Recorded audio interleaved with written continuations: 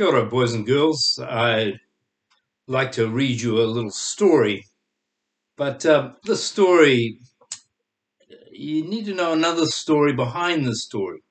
And you probably know the first story, which is the three little pigs and the big bad wolf. And most of us, when we grew up, we learnt this nursery rhyme, and the pigs set off, and I think the first pig made his house out of straw, and the big bad wolf came along, huffed and puffed, and he blew it down, and one version had he gobbled up the pig.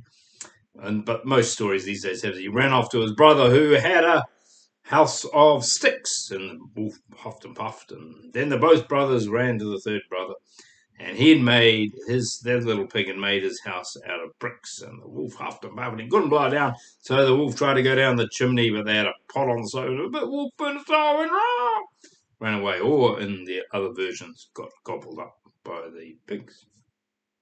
Anyway, eat your enemy stuff. This little book is called The Three Little Wolves and the Big Bad Pig.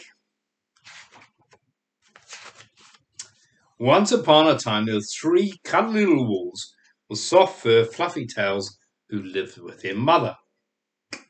One day, Mother said to them, "My children, it's time for you to go out into the world. Go and build a house, but beware of the big bad pig." "Don't worry, Mother. We'll watch out for him," said the three little wolves, and off they set. And soon they met a kangaroo, as you do, who was pushing a wheelbarrow full of red and yellow bricks. "Please, will you give us some of the bricks?" said the three little wolves. "Certainly," said the kangaroo. She gave them lots of them, and they built a house of bricks. See, they're working together, these wolves. The next day, the big bad pig came prowling down the road and saw the house of bricks that the three little wolves had made. Three little wolves were playing croquet in the garden, as you do. When they saw the big bad pig coming, they ran inside and closed the door. The pig knocked on the door and grunted, little wolves, let me come in." No, said three little wolves. "By the hair of our chinny chin chins, we'll not let you in, not for all the tea leaves in our china teapot." "Then I'll huff and I'll puff, and I'll blow your house down," said the pig. So he huffed and he puffed and he puffed and he huffed, and the house didn't fall down. But the pig wasn't called big and bad for nothing. He got a sledgehammer and he mashed that house down. Three little wolves just managed to escape before the bricks crumbled, and they were very frightened indeed. "We shall have to build a stronger house," they said. Just then they saw a beaver, as you do, who was mixing concrete in a concrete mixer. "Please, will you give us some of your concrete?" "Certainly," and they built themselves a concrete house. No sooner had they finished than the big bad pig came prowling down the road and saw the house of concrete the three little wolves had built. They were playing shuttlecock in the garden when they saw the big bad pig, as you do, and they ran inside and shut the door. Rang the bell. Little frightened wolves, let me come in." No, said three little wolves. "Not by the head of our chinny chin chins, we'll not let you, not for all the tea leaves in our china teapot." "Then I'll huff and I'll puff and I'll blow your house down," said the pig. So he huffed and he puffed and he huffed and he puffed. The house didn't fall down. But the pig wasn't called big and bad for nothing. He got a pneumatic drill and he smashed that house down. Three little wolves just managed to escape, their chinny chin chins all trembling. "We shall have to build an even stronger house," they said when they had a conference. Just then they saw a lorry coming down the road carrying barbed wire, iron bars, armor plates, and heavy metal padlocks.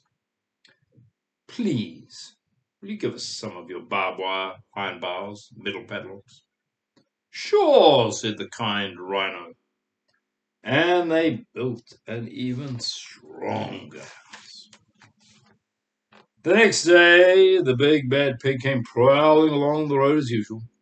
The little wolves were playing hopscotch in the garden. When they saw the big bad pig coming, they ran inside the house, bolted the door, and locked all 67 padlocks. A lot of padlocks. The The pig pressed the video entrance phone and said, "Frightened little wolves with the trembling chins, let me come in." "No, no, no," said the little wolves. "By the hair of our chinny chin chins, we'll not let you in, not for all the tea leaves in our china teapot. Then I'll huff and I'll puff and I'll blow your house down." So he huffed and he puffed and he puffed and he huffed, but the house didn't fall down. But the pig wasn't called big and bad for nothing. He got some dynamite and house blew up. The wolves just managed to escape with their fluffy tails scorched. And they had a conference. There must be something wrong with our building materials. At that moment, a flamingo was passing by, as they do, pushing a wheelbarrow full of flowers. "Will you give some?" "Sure." Built a house of flowers. One wall was marigolds, one wall daffodils, one wall pink roses, and one wall of cherry blossom. The ceiling was made of sunflowers, the floor was a carpet of daisies.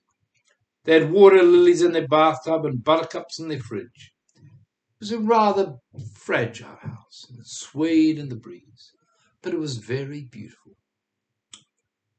Next day, the big bad pig came prowling down the road.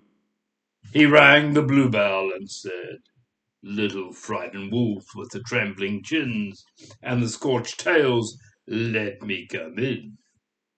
"No, no, no," said three little wolves. "By the hair of our chinny chin chins, we'll not let you in, not for all the tea leaves in our china teapot." Then I'll huff and I'll puff and I'll blow your house down. But as he took a deep breath, ready to huff and puff, he smelled the soft scent of the flowers. It was fantastic. And because the scent took his breath away, the pig took another breath and another. And instead of huffing and puffing, he began to sniff. He sniffed deeper and deeper until he was quite filled with a fragrant scent. His heart became tender, and he realized how horrible he'd been in the past. In other words, he became a big, good pig.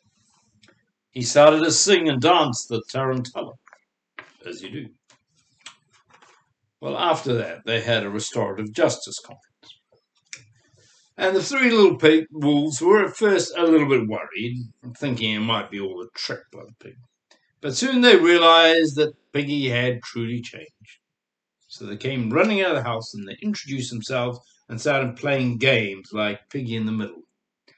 Till they were all tired, and then they went back into the house.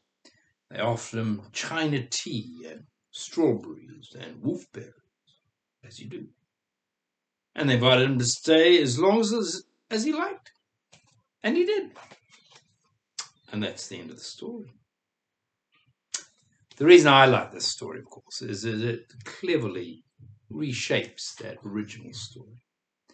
And where there was pigs versus wolves, and you had to look out for the enemy called the wolf, here roles are reversed, and they make friends at the end. Also, it raises questions about what is a secure house. The first story said straw, then sticks, then bricks.